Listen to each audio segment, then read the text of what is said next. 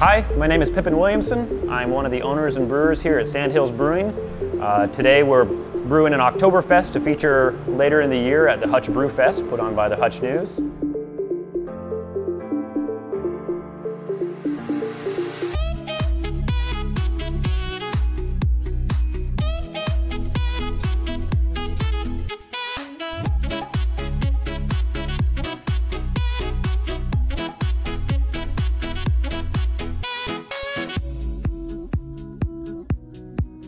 Which one are you doing there?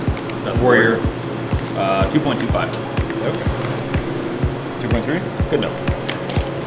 We're at 124 right now. We're going up to 152. How much stirring do you want? Go ahead and stir constantly while we're adding it. The barley goes through a mill, so we crush it and then we soak it in water at about 152 degrees. It's going to sit in the water for about an hour, slowly extracting sugars and flavors and caramels and carbohydrates out of the grain. If it will sit like this, this is perfect. This right here, this inner layer, has a mesh bottom in it, and so all the liquid is draining through the bottom and then getting run through this pump and putting back into the top.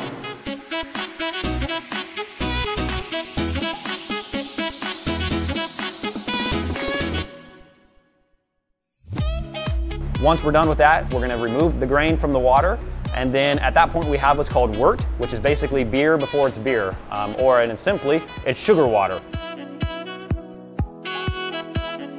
We are then going to cook that for about an hour. We'll boil it. During the boil process, we're going to add a variety of hops to it.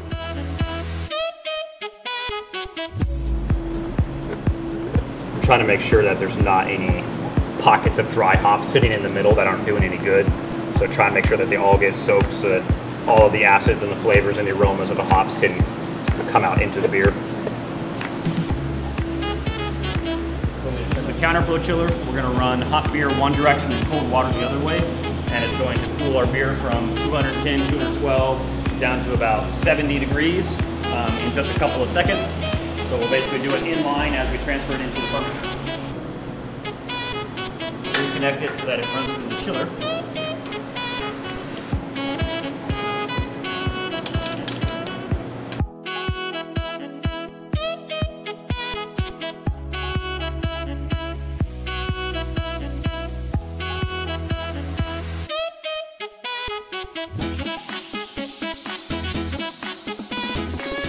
Today, since we're making a lager, lagers typically want to ferment nice and cool, whereas ales will ferment a little bit warmer. We're going to chill it down to 55 degrees. We'll add yeast to our beer, and then it will ferment for about a week and a half to 2 weeks. After that, we'll then take the beer and we'll move it into our bright tank, which is basically our conditioning and our carbonation tank, at which point we'll keep it really cold, about 34, 36 degrees, and then we will inject CO2 into the beer to carbonate it so that when it pours from a tap, it's nice and fizzy and exactly what you would expect after you pour beer.